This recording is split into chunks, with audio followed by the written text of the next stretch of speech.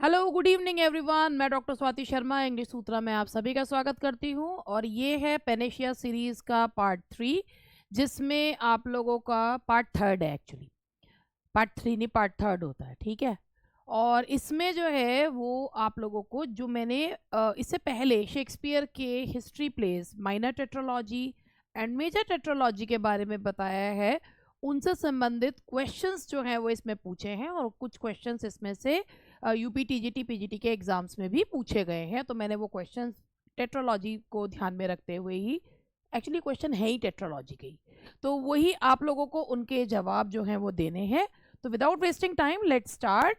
और अब हम लोग जो है वो क्वेश्चंस का आंसर आप लोग मेरे साथ साथ दीजिएगा। तो क्वेश्चन है, पहला क्वेश्चन आप लोगों के सामने ये आया, विच of the following is not a play in Shakespeare second tetralogy.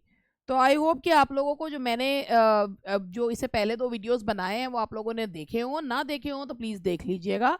आप ही लोगों के लिए अगर लेनी है एक सीट तो मत भूलना देखना ये सीरीज़, ठीक है। तो ये बहुत अच्छा आप लोगों के लिए हेल्पफुल रहेगी सीरीज। चलो पहले क्वेश्चन का जवाब आने भी शुरू हो गए हैं। Which of the following is not a play in Shakespeare second tetralogy. Second tetralogy जिसे हेनरियाड भी कहा जाता है, उसकी शुरुआत जो है Richard second, Henry fourth part first, Henry fourth part second और हेनरी फिफ्थ पे वो खत्म हो जाता है। तो कौन सा इसका आंसर, कौन सा इसका पार्ट नहीं है हेनरियाड का? And that is Richard third. Yes, that is Richard third. Which of the following is the correct chronological order of Shakespeare's second tetralogy? Shakespeare second tetralogy या मेजर टेट्रोलॉजी जिसे हेनरियाड भी कहते हैं, जिसका बताइए, फटाफट देखिए और कम समय में जवाब दीजिए। कहाँ, अभी मैंने बताया रिचर्ड सेकेंड से स्टार्ट होता है और हेनरी फिफ्थ पे खत्म होता है। तो आंसर इज ए। कुछ और नहीं, यहाँ नहीं जाना ना वहां जाना, सीधा आंसर बताना, समझे? What is the main theme of Shakespeare's second tetralogy? बार बार बोल रही हूँ हेनरियाड हेनरियाड हेनरियाड, और उसकी थीम क्या है? The rise and fall of Richard second, ये है? नहीं। The rain of Henry fourth and his son Henry fifth. The war of roses, नहीं। फिर क्या है बताओ? War of roses Henry fifth में क्या है? फिर the nature of kingship and political legitimacy. Basically जो इसकी थीम है वो है नेचर ऑफ किंगशिप। आपको पता है इसका आंसर है डी। आप लोगों ने सही जवाब दिया है, मेरे से पहले जवाब दे दिया है, the nature of kingship and political legitimacy. चलिए मैं आपसे क्वेश्चन पूछती हूँ, हेनरी बोलिंगब्रोक किसके बेटे थे? बताइए। हाँ जी, सही जवाब है कि वो जॉन ऑफ गॉन्ट के थे। जॉन ऑफ गॉन्ट के जो नेफ्यू थे वो कौन थे? Richard second. रिचर्ड सेकंड ने हेनरी को कितने समय के लिए जो है वो एग्जाइल कर दिया था? 6 इयर्स। उसके बाद उन्होंने क्या करा कि ये जो झटका था वो वो जॉन ऑफ गॉन्ट नहीं सह पाए, तो वो बीमार पड़ गए।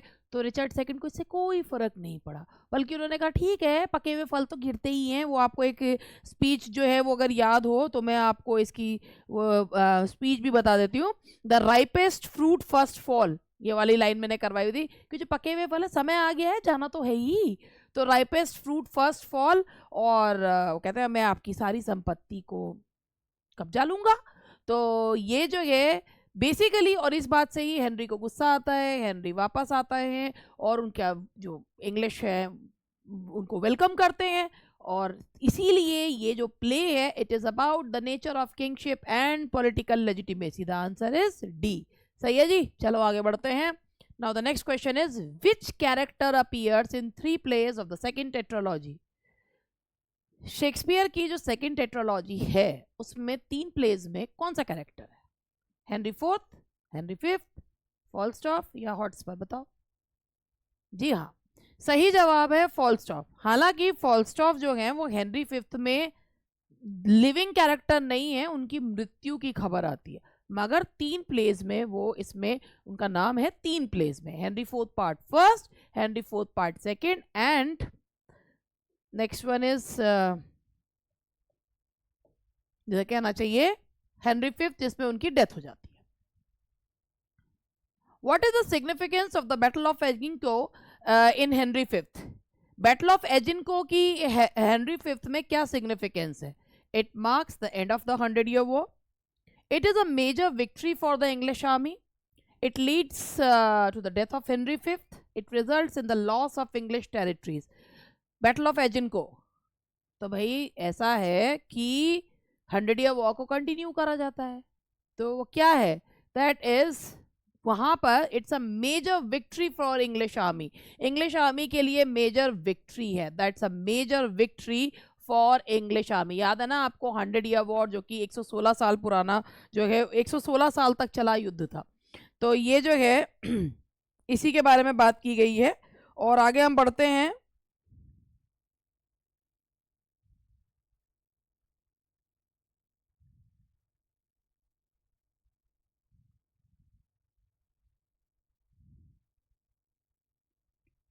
तो उसके बाद जो है यहाँ पे मतलब हेनरी फिफ्थ में जो बेसिकली बात है कि प्रिंस हॉल ही जो है वो हेनरी फिफ्थ जो है वो बनते हैं और वो 100 Year War को आगे बढ़ाते हैं।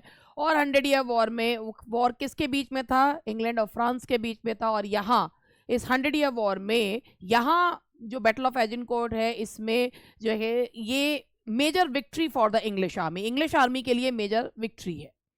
What is the name of the tavern? वो कौन सी सराय थी जिसमें हेनरी फोर्थ जो है वो अपने बेटे को लेकर बहुत दुखी रहते हैं कि उनका बेटा जो है वो समाज के निचले वर्ग के लोगों के साथ ही मेल मिलाप बढ़ा रहा है और अपना काम धाम नहीं देख रहा है। तो वो कौन सी सराय थी जिसमें बैठ के वो अपना टाइम पास करते थे? The Boar's Head, the Mermaid Tavern, the Globe, the Rose. अब ग्लोब और रोज तो आपने सुन रखा होगा, ये तो थिएटर्स के नाम है। मर्मेड टैवर्न या बोअर्स हेड में से कौन सी है? अब बहुत सारे लोगों ने मर्मेड भी सुना होगा, लेकिन ये जो इस प्ले में जिसका नाम लिया गया है, जहां फॉलस्टॉफ के साथ बैठ के प्रिंस हॉल जो है अपने सारे कारनामों को अंजाम दिया करते थे, उसका नाम है the Boar's head. That is the Boar's head. Which character is known for his soliloquies in Richard II? soliloquies के लिए कौन है रिचर्ड सेकंड में? रिचर्ड सेकंड, हेनरी फोर्थ, बॉलिंगब्रोक या गॉन्ट। अपनी soliloquies के लिए जाने जाते हैं वो रिचर्ड सेकंड जाने जाते हैं।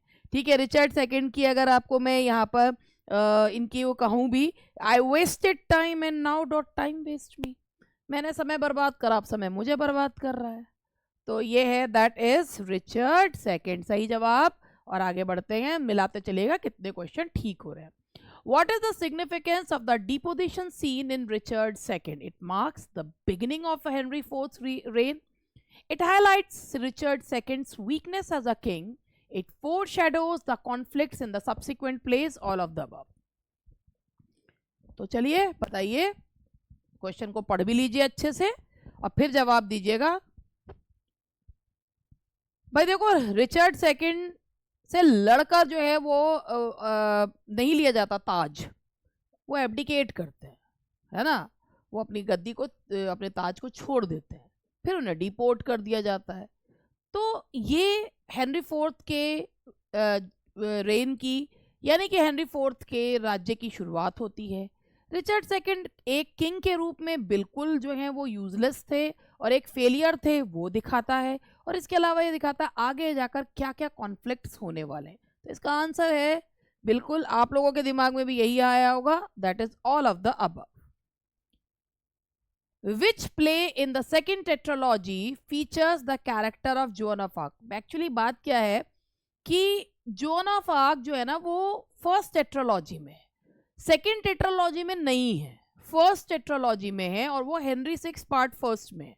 तो इसमें जो है वो जोन ऑफ आर्क का कैरेक्टर जो दिखाया गया है वो फर्स्ट टेट्रोलॉजी में। तो लेट इसको क्वेश्चन को इसमें मतलब भले ही हम मान सकते हैं कि हेनरी फिफ्थ में जोन ऑफ आर्क का, लेकिन जोन ऑफ आर्क का जो कैरेक्टर है, जो कैरेक्टर के रूप में उसे दिखाया गया है, वो हेनरी सिक्स में दिखाया गया है।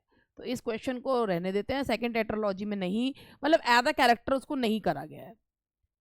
What is the overall tone of Shakespeare's second tetralogy? Tragic, comic, historical, romantic. Richard second से लेकर अगर हम हेनरी फिफ्थ तक की बात करें तो देखिए, हेनरी फोर्थ पार्ट फर्स्ट में हिस्ट्री और कॉमेडी को मिलाया गया है, और बाकी में जो थीम है बेसिकली जो टोन है वो हिस्टोरिकल ही जो है वो रही है. The answer is C, historical. That is historical. तो ये हुए. अभी 11th क्वेश्चन पे बढ़ते हैं. Which of the following is not a Shakespearean history play? Richard third, Hamlet, Henry fifth या रिचर्ड सेकंड? ये क्वेश्चन का जवाब तो कोई भी दे देगा. जिसने थोड़ा बहुत भी पढ़ रखा होगा वो भी दे देगा. बहुत इजी सा क्वेश्चन है और इसका जवाब है आपका that is Hamlet. Hamlet William Shakespeare की मेजर ट्रेजेडी है मगर हिस्टोरिकल प्ले नहीं है. रिचर्ड थर्ड माइनर टेट्रोलॉजी का पार्ट है. Henry fifth and Richard second Henriad का पार्ट है.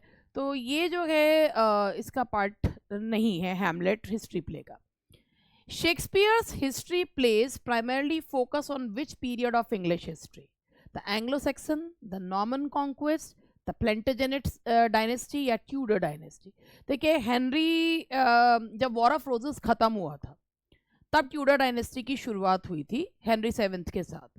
तो उसके उससे तो उन्होंने जो बेसिकली जितना भी ये वॉर ऑफ रोजेस और ये सब बताया है तो वो एक जो सोर्स भी है उनका जो मैं आपको बताती हूँ. जो सोर्स है that is the union of the two noble and illustrative family of Lancaster and York. ये किसको बताती है? प्लेंटेजेनेट डायनेस्टी को. तो ये जो शेक्सपियर के हिस्ट्री प्लेज है बेसिकली फोकस किस पे करते हैं? प्लेंटेजेनेट डायनेस्टी पे. नॉर्मन कॉन्क्वेस्ट और उससे तो कुछ लेना देना है ही नहीं इनका.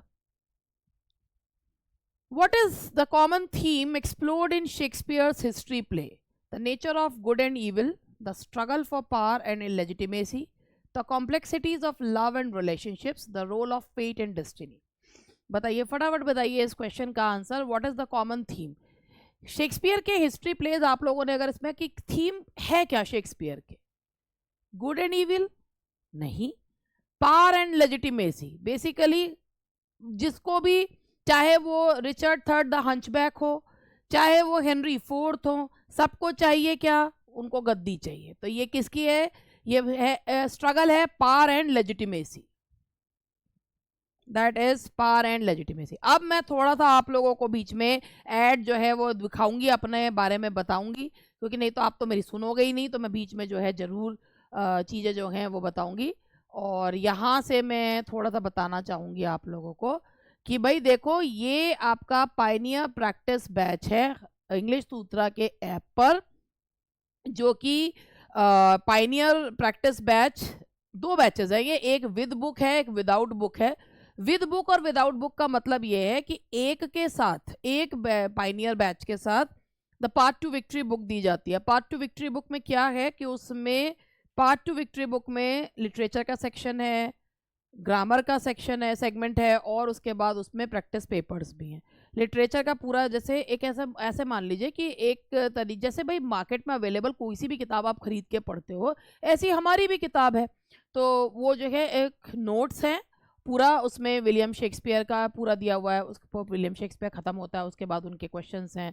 फिर उसके बाद मिल्टन हैं, वर्ड्सवर्थ हैं, गोल्सवर्दी हैं. पूरा उनके वर्क्स के बारे में दिया गया है और उसके बाद उनके क्वेश्चंस दिए गए. उसके बाद ग्रामर का सेगमेंट आता है. फिर उसके बाद पीछे की साइड में उसमें जो है पेपर्स भी लगे हुए हैं. तो वो बुक इसके साथ मिलती है वो अलग से भी ली जा सकती है बुक. आज वो बुक अब हम अपने सब उसके साथ दे रहे हैं. पहले हमारे पास नहीं थी बुक एक्चुअली अब हमारे ही पास है वो वाली बुक. और ये जो बैच है ये आप लोगों को इंग्लिश सूत्रा के ऐप पर मिलता है. तो इसमें है क्या इस बैच में? इसमें अभी तक 61 पेपर्स जो हैं वो इसमें हो चुके हैं.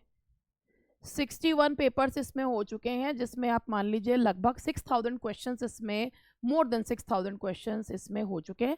जैसे क्वेश्चन यहाँ पर जैसे मैं भी है ना ये तो मैं भी आपको क्योंकि पढ़ा चुकी हूँ तो क्वेश्चन इतना डिटेल में नहीं बता रही हूँ लेकिन क्वेश्चन है क्वेश्चन फिर उसके बाद स्टूडेंट उसका जवाब देते हैं फिर उसको एक्सप्लेन करते हैं. ठीक है.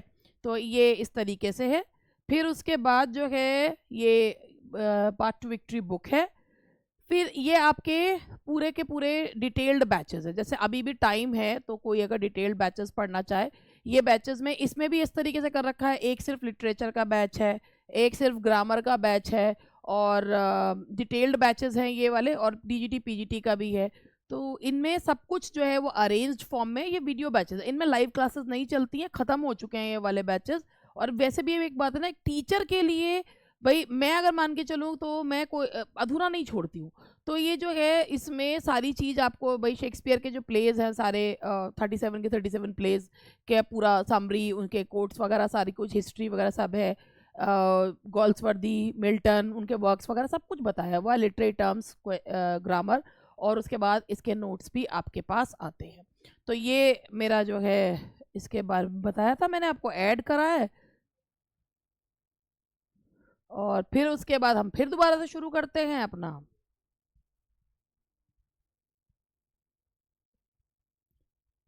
और यहाँ तक हो गया था the struggle for power and legitimacy. आप 14 से स्टार्ट करेंगे।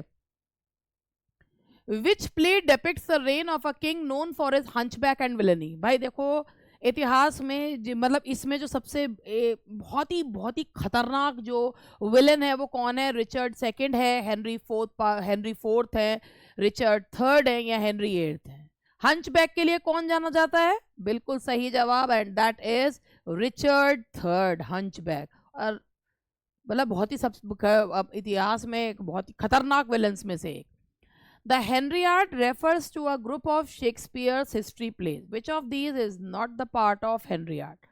Richard II, Henry IV part first, Henry IV part second, या Henry VI? जी हाँ, इसका जवाब है Henry six. Henry six minor tetralogy का पार्ट है, हेनरियाड का पार्ट नहीं है। तो ये है आपका, that is D, Henry sixth. Which of these play features the most famous Battle of Agincourt? Richard II, Henry V, Henry VI part third, या Richard थर्ड? बैटल ऑफ एजिनकोर्ट, हाँ जी, बैटल ऑफ एजिनकोर्ट जो है वो किस में है? That is Henry fifth, Henry fifth.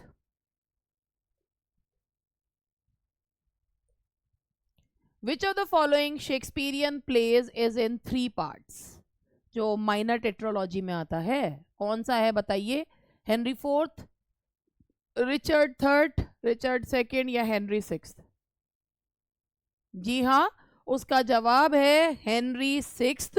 Henry six part first, second, third and Richard third. Which play deals with the reign of a king who was married to Catherine of Aragon?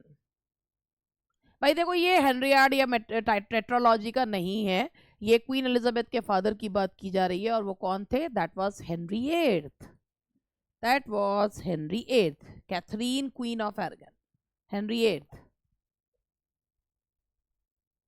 Which of the following is a characteristic of Shakespeare's history play? They often blend historical events with fictional elements. They explore the personal lives of monarchs. They examine the political and social issues of the time. All of the above. देखिए मैंने आपको एक चीज़ भी बताई भी थी कि Henry seventh ने एक तरीके से दोबारा से जो है वो इंग्लैंड के ग्लोरियस इतिहास को बताने के लिए ये एक हिस्ट्री दोबारा लिखवाई थी।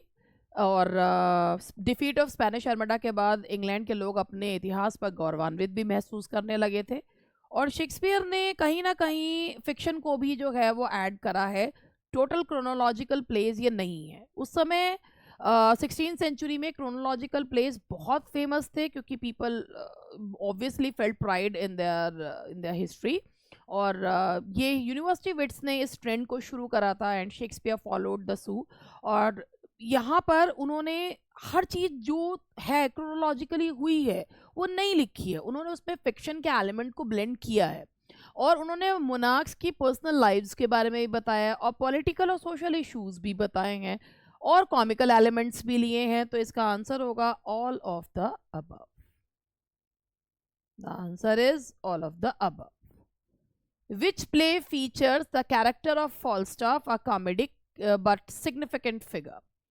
Henry V, Richard II, Henry IV part first and second। देखो कैरेक्टर जो ये हैं फॉल्स्टॉफ का, वो 2 प्लेज में आए हैं, तीसरे में तो उनकी मृत्यु की खबर आई है। तो अगर इस तरीके का क्वेश्चन आता है तो फीचर किस में किया गया है, वो Henry fourth part first and second में।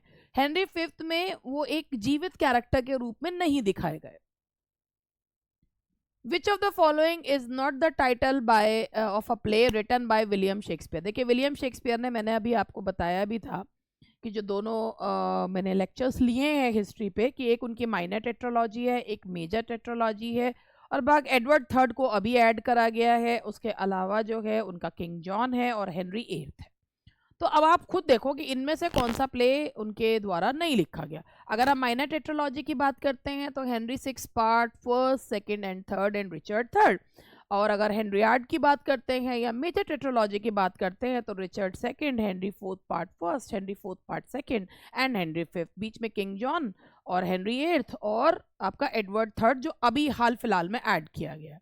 तो अब बताइए, हेनरी सिक्स तो है, 3 पार्ट्स में है, हेनरी एट्थ भी है, हेनरी फोर्थ भी है, तो कौन सा प्ले नहीं है, and that is Henry seventh. और अब मैं आपको ये भी बता दूं कि इस चीज में मैं आप लोगों को एक चीज और, ये बीच जो मैंने आपको एक्सप्लेन करा है, छोटा सा एक्सप्लेनेशन दिया हो, लेकिन जो मुझे बताना है वो ये बताना है कि भैया ये क्वेश्चन जो है ना प्रीवियस ईयर क्वेश्चन है, और कि which of the following is not a play written by William Shakespeare, कि इनमें से कौन सा प्ले विलियम शेक्सपियर के द्वारा नहीं लिखा गया। तो ये वाला जो है प्रीवियस ईयर, अभी वही वाली बात होती है ना, ढूंढने तो कुछ चीज़ मिलती नहीं है लेकिन जो है हेनरी सेवन। और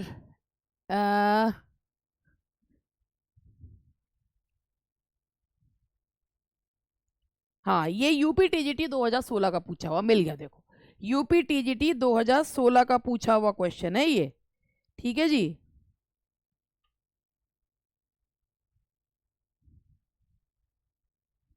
यूपी टीजीटी 2016 का क्वेश्चन है, which of the following is not the title of a play written UP TGT 2016। तो ऐसा है कि हिस्ट्री में से भी क्वेश्चन आते हैं, और जितने भी अब क्वेश्चन आएंगे ना अभी, वो मैंने उसमें से लिए हैं, कुछ तो मैंने छोड़ भी दिए हैं। अब देखो ये वाला जो क्वेश्चन आया है ना, there is a soul of goodness in things evil, would man observingly distil it out, who has written it. अब तो मैं आपको ये वाली बात बताऊं कि ये वाला क्वेश्चन भी प्रीवियस ईयर क्वेश्चन है, भले यूपी टीजीटी में नहीं पूछा गया है।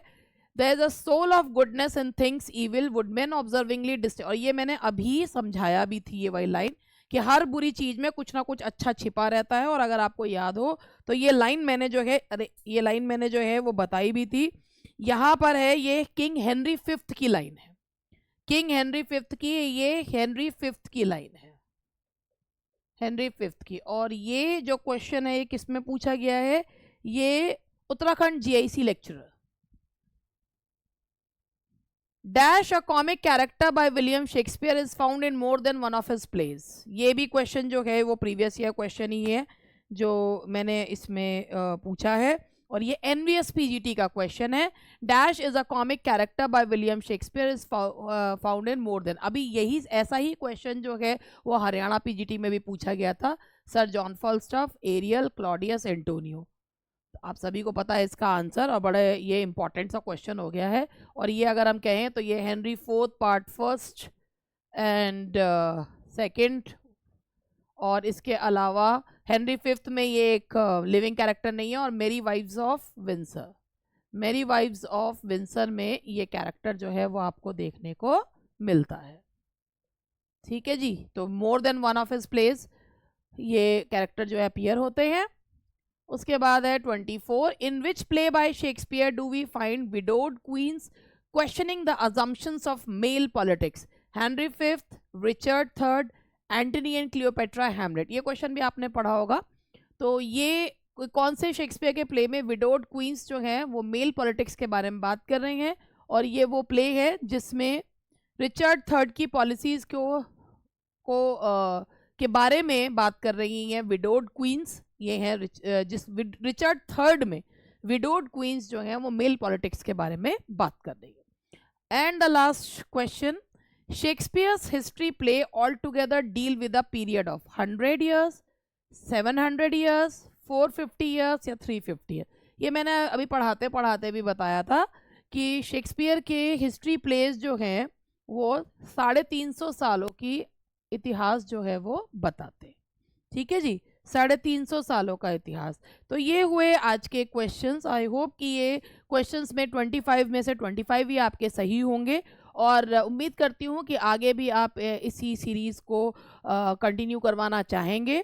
और कंटिन्यू करना तो मैं बहुत कुछ चाहती हूँ, लेकिन खैर इस सीरीज़ को तो मैं अभी क्योंकि मुझे ना सोचना बहुत पड़ रहा है इसका सीरीज़ में कि ऐसा क्या कराऊं कि लास्ट आवर्स में स्टूडेंट्स के लिए बहुत ही बेनिफिशियल चीज़ें मैं लेकर आऊं।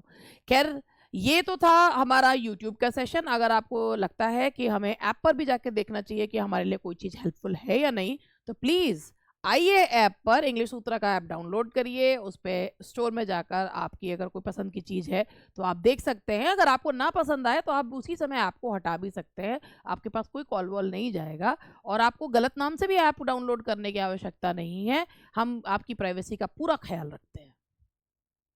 चलिए, that's all for today, and पढ़ते रहिए और सही दिशा में मेहनत करते रहिए।